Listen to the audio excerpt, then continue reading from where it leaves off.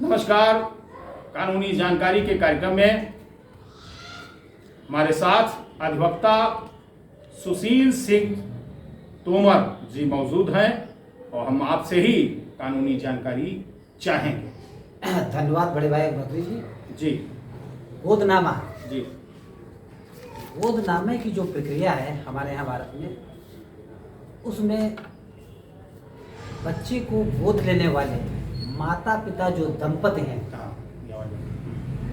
उनकी पहली तो ये शर्त होनी चाहिए कि कम से कम उनके विवाह को 2 वर्ष होने आवश्यक है। नंबर 2, जो बच्चे को गोद लेने वाला है जी, उसकी बात हो रही है। जो बच्चे को जो गोद ले रहे हैं, हाँ, दंपति माता पिता, उनके विवाह को कम से कम 2 वर्ष का होना अति आवश्यक है। बिल्कुल सही। आगे उसके बाद जो दूसरी शर्त है कि जो दंपति माता पिता हैं, बच्चे और माता पिता के बीच में कम से कम 25 वर्ष का अंतर होना अति आवश्यक है। मतलब जो बच्चा गोद लिया जाएगा उसकी एज और जो लेने वाले की एज है उसमें अंतर होना चाहिए 25 साल। 25 वर्ष का अंतर होना अति आवश्यक। मतलब ये नहीं है कि पता चला बच्चा हमारा जो है वो अंतर हुआ, कुछ है ही नहीं उसमें। जी हाँ, ठीक। आगे और इसमें 2-3 और शर्तें हैं कि जो भावी दंपति यानी कि माता पिता जिसको हम कहेंगे,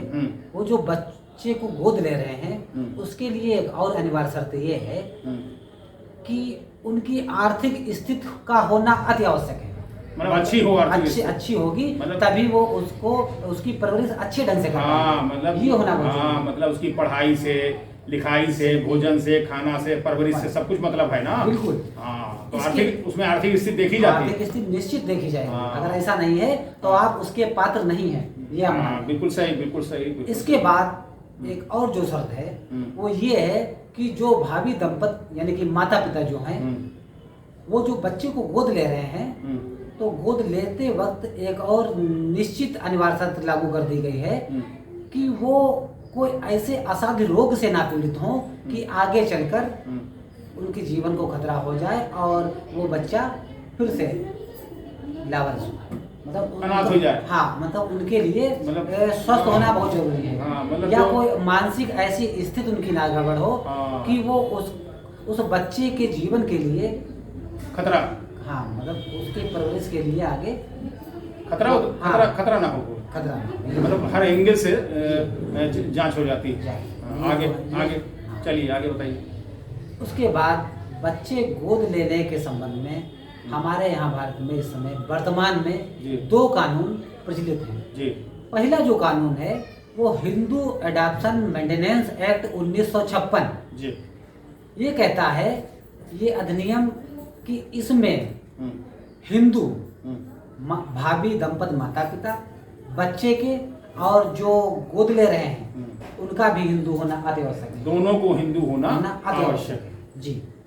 और बच्चे को गोद लेते वक्त माता पिता में आपसी तालमेल का होना बहुत जरूरी है। मतलब उनके विचार मिलने चाहिए। ये ना हो कि पत्नी कह रही है मत लो और पति लेने के लिए तैयार है, बाद में झगड़ा हो, बच्चा जो है सहना पड़े, पीड़ित हो बेचारा। ये अनिवार्य शर्त लागू है। जी, क्योंकि उसके जो भविष्य में कोई दिक्कत ना आए, है ना, ये जीवन से कोई खिलवाड़ ना हो। हाँ जी।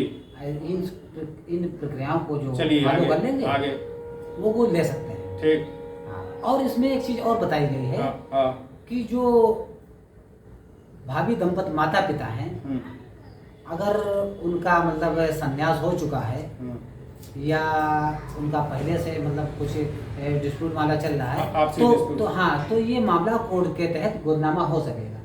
सही। चलिए आगे। दूसरी जो बात है, दूसरा जो एक्ट है वो है juvenile justice care and protection act 2015। ये जो एक्ट बनाया गया है, ये पहली बात तो ये एक्ट कह रहा है कि ये धर्मनिरपेक्ष है। इसमें कोई विशेष धर्म की बात नहीं कही गई है। सभी धर्म, हिंदू, मुस्लिम, सिख, ईसाई सभी शामिल हैं। उसके लिए विवाहित दंपति, इस एक्ट में ये एक नियम और शर्त लागू है कि विवाहित दंपति तो होंगे ही, उसके साथ में अकेला व्यक्ति भी बच्चे को गोद ले सकेगा। हाँ। और वर्तमान में भारत में जो विदेश के लोग हैं वो भी अपनी इसमें सहभागिता कर रहे हैं। मतलब विदेश के लोग भी यहाँ के सहभागिता कर सकते हैं, गोद ले सकते हैं और ले रहे हैं। हाँ ठीक, आगे अच्छे अच्छे देशों में उनकी शिक्षा चल रही है। चलिए आगे। और बाकायदा वहाँ उनका बढ़िया केयर हो रही है बच्चों। इसके बाद एक और चीज़ आ रही है कि बहुत सारे लोगों को ये नहीं जानकारी है कि ये कैसे हम कहाँ जाएंगे, मतलब इसकी प्रक्रिया कहाँ है, कोर्ट के द्वारा होगा कि कहाँ होगा? हाँ ठीक, किस अधिकारी के प्रोसेस जरूरी है, प्रोसेस ये बहुत जरूरी है। ठीक। तो इसमें ये प्रोसेस है कि हम अपने क्षेत्रीय सब रजिस्ट्रार कार्यालय में जाएं और वहाँ स्टाम्प पर एक डीड तैयार होगी, उसमें बच्चे के माता पिता, ठीक है, जैविक माता पिता जिन्होंने जन्म दिया है, उसके साथ में जो ले रहे हैं उनका भी होना आते होना, और माता पिता जो बच्चे को गोद ले रहे हैं उनकी फोटो प्लस उस बच्चे की फोटो और 2 गवाह, ऐसे गवाह जो कि वहाँ पर गवाही उनकी दे सके, हाँ साक्ष्य मानी जाए, पूरी बात बता सके वो क्या है नहीं। हाँ, तो 2 गवाह हो गए और दोनों पार्टी हो गई, दोनों पार्टी हो गई और बच्चे लेने वाला और बच्चे देने वाला, दोनों के अभिभावक जो हैं हाँ होने चाहिए। हाँ, तो यही प्रोसेस है, यही प्रोसेस है।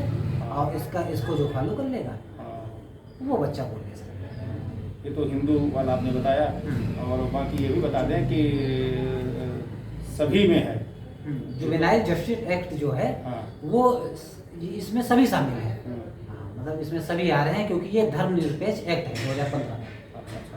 चलिए बहुत बहुत धन्यवाद। और हम उन लोगों से निवेदन करना चाहेंगे जो छोटी गाड़ी, बड़ी गाड़ी और उससे बड़ी गाड़ी रखते हैं, वाहनों से संबंधित।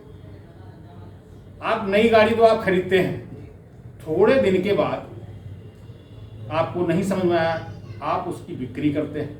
बिक्री करते समय सभी को तो हम नहीं कहेंगे, लेकिन कुछ लोग ऐसे हैं जो बिक्री करते समय कार्यालय में उसका ट्रांसफर न करा के सीधे वो एक स्टाम्प पेपर पर या कागज पर लिखवा लेते हैं कि अभी तक तो हमारी जिम्मेदारी और आगे जो भी होगा वो आपकी जिम्मेदारी होगी, अगर कोई वाहन से संबंधित। ये तो आपके उनके बीच की बात हो गई, लेकिन हम आपको बता दें जब तक आप ट्रांसफर नहीं कराते हैं वाहन को बिक्री करने के बाद जी, तब तक वाहन आपके ही नाम रहेगा।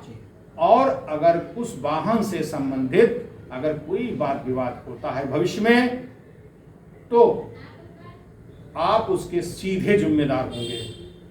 आपका यह कागज जो आपने बिक्री के समय विक्रय पत्र लिखवा लिया, ये आपका कागज काम नहीं आएगा। अगर ऐसा हो तो तत्काल, अगर आपने कहीं गाड़ी बेची हो और आपने अगर इस तरीके से लिखा पढ़ी करा ली है, तो उसको तत्काल कार्यालय में जाकर जिसके नाम बेची है उसका ट्रांसफर करा दें। अन्यथा भविष्य में अगर कोई छोटा हुआ हादसा चाहे बड़ा हादसा हुआ, आप पार्टी बन जाएंगे।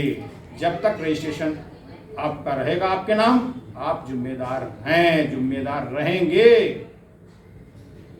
बहुत बहुत धन्यवाद। इस कार्यक्रम में आप आए और हम सभी का धन्यवाद देते हैं जो इस पोस्ट को आप लोग देखते हैं और इस पोस्ट को भी आपने इतने समय तक देखते रहे। बहुत बहुत धन्यवाद। इस कार्यक्रम को यहीं पर विराम देते हैं। नमस्कार। नमस्कार।